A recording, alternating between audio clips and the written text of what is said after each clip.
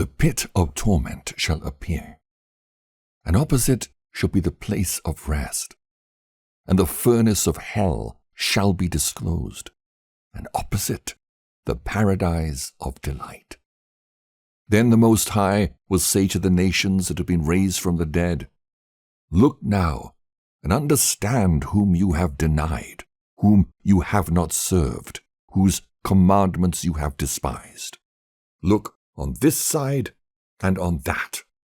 Here are delight and rest, and there are fire and torments. Thus he will speak to them on the day of judgment, a day that has no sun or moon or stars or cloud or thunder or lightning or wind or water or air or darkness or evening or morning or summer or spring or heat or winter or frost or cold or hail or rain or dew or noon or night or dawn or shining or brightness or light, but only the splendor of the glory of the Most High, by which all shall see what has been destined. It will last as though for a week of years. This is my judgment and its prescribed order, and to you alone I have shown these things.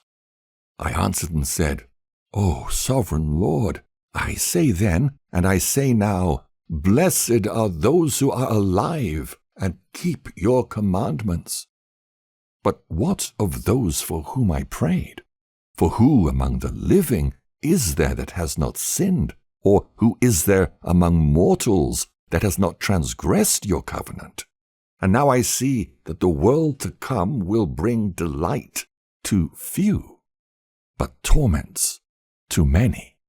For an evil heart has grown up in us, which has alienated us from God, and has brought us into corruption and the ways of death, and has shown us the paths of perdition, and removed us far from life, and that not merely for a few, but for almost all who have been created.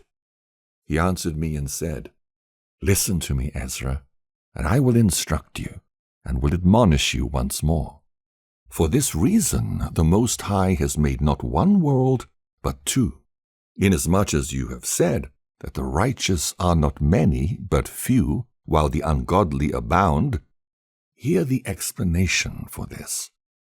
If you have just a few precious stones, will you add to them lead and clay? I said, Lord, how could that be? And he said to me, Not only that, but ask the earth, and she will tell you. Defer to her, and she will declare it to you. Say to her, You produce gold and silver and bronze, and also iron and lead and clay. But silver is more abundant than gold, and bronze than silver, and iron than bronze, and lead than iron, and clay than lead. Judge, therefore, which things are precious and desirable, those that are abundant, or those that are rare? I said, O sovereign Lord, what is plentiful is of less worth, and what is more rare is more precious. He answered me and said, Consider within yourself what you have thought. For the person who has what is hard to get rejoices more than the person who has what is plentiful. So also will be the judgment that I have promised. For I will rejoice over the few who shall be saved, because it is they who have made my glory to prevail now, and through them my name has now been honored. I will not grieve over the great number of those who perish, for it is they who are now like a mist, and are similar to a flame and smoke. They are set on fire and burn hotly, and are extinguished. I replied and said, O earth, what have you brought forth? If the mind is made out of the dust, like the other created things, for it would have been better if the dust itself had not been born, so that the mind might not have been made from it, but now the mind grows with us, and therefore we are tormented, because we perish and we know it. Let the human race lament, but let the wild animals of the field be glad. Let all who have been born lament, but let the cattle and the flocks rejoice. It is much better with them than with us. For they do not look for a judgment, and they do not know of any torment or salvation promised to them after death. What does it profit us that we should be preserved alive, but cruelly tormented? For all who have been born are entangled in iniquities, and are full of sins, and burdened with transgressions. And if after death we were not to come into judgment, perhaps it would have been better for us. He answered me and said, When the Most High made the world, and Adam and all who have come from him, he first prepared the judgment and the things that pertain to the judgment. But now understand from your own words, for you have said that the mind grows with us. For this reason, therefore, those who live on earth shall be tormented, because though they had understanding, they committed iniquity, and though they received the commandments, they did not keep them, and though they obtained the law, they dealt unfaithfully with what they received. What then will they have to say in the judgment? Or how will they answer in the last times? How long the Most High has been patient with those who inhabit the world, and not for their sake, but because of the times that he has foreordained. I answered and said, If I have found favor in your sight, O Lord, show this also to your servant, whether after death, as soon as every one of us yields up the soul, we shall be kept in rest until those times come when you will renew the creation, or whether we shall be tormented at once. He answered and said, I will show you that also, but do not include yourself with those who have shown scorn, or number yourself amongst those who are tormented. For you have a treasure of works stored up with the Most High, but it will not be shown to you until the last times. Now concerning death, the teaching is, when the decisive decree has gone out from the Most High that a person shall die, as the spirit leaves the body to return again to him who gave it, first of all it adores the glory of the Most High. If it is one of those who've shown scorn and have not kept the way of the Most High, who have despised his law and hated those who fear God, such spirits shall not enter into habitations, but shall immediately wander about in torments, always grieving and sad in 7 ways. The first way, because they have scorned the law of the Most High. The second way, because they cannot now make a good repentance so that they may live. The third way, they shall see the reward laid up for those who have trusted the covenants of the Most High. The fourth way, they shall consider the torment laid up for themselves in the last days. The fifth way, they shall see how the habitations of others are guarded by angels in profound quiet. The sixth way, they shall see how some of them will cross over into torments.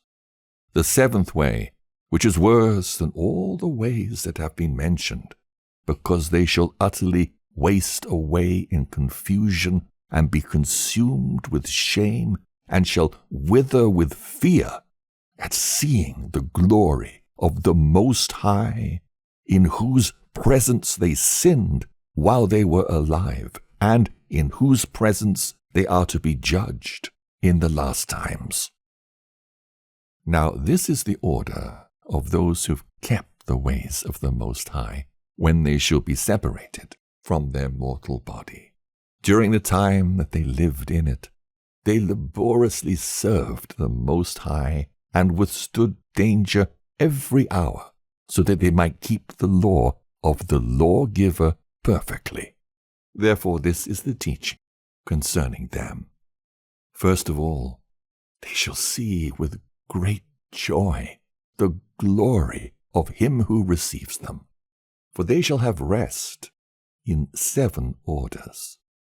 The first order, because they have striven with great effort to overcome the evil thought that was formed with them, so that it might not lead them astray from life into death. The second order, because they see the perplexity in which the souls of the ungodly wander and the punishment that awaits them. The third order, they see the witness that he who formed them bears concerning them, that throughout their life they kept the law with which they were entrusted.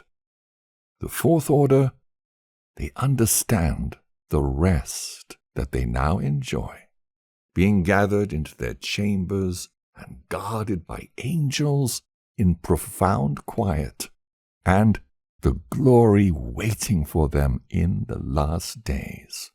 The fifth order, they rejoice that they have now escaped what is corruptible and shall inherit what is to come. And besides, they see the straits and toil from which they have been delivered, and the spacious liberty that they are to receive and enjoy in immortality. The sixth order, when it is shown them how their face is to shine like the sun, and how they are to be made like the light of the stars, being incorruptible from then on. The seventh order, which is greater than all that have been mentioned, because they shall rejoice with boldness, and shall be confident without confusion, and shall be glad without fear, for they press forward to see the face of him whom they served in life, and from whom they are to receive their reward when glorified. This is the order of the souls of the righteous, as henceforth is announced. And the previously mentioned are the ways of torment that those who would not give heed shall suffer hereafter. Then I answered and said, Will time therefore be given to the souls, after they have been separated from the bodies, to see what you have described to me? He said to me, They shall have freedom for 7 days, so that during these 7 days they may see the things of which you have been told, and afterwards they shall be gathered in their habitations. I answered and said, If I have found favor in your sight, show further to me, your servant, whether on the day of judgment the righteous will be able to intercede for the ungodly, or to entreat the Most High for them, fathers for sons, or sons for parents, brothers for brothers, relatives for their kindred, or friends for those who are most dear. He answered me and said, Since you have found favor in my sight, I will show you this also.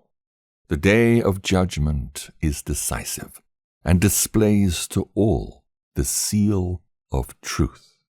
Just as now a father does not send his son, or a son his father, or a master his servant, or a friend his dearest friend to be ill, or sleep, or eat, or to be healed in his place, so no one shall ever pray for another on that day, neither shall anyone lay a burden on another, for then all shall bear their own righteousness and unrighteousness.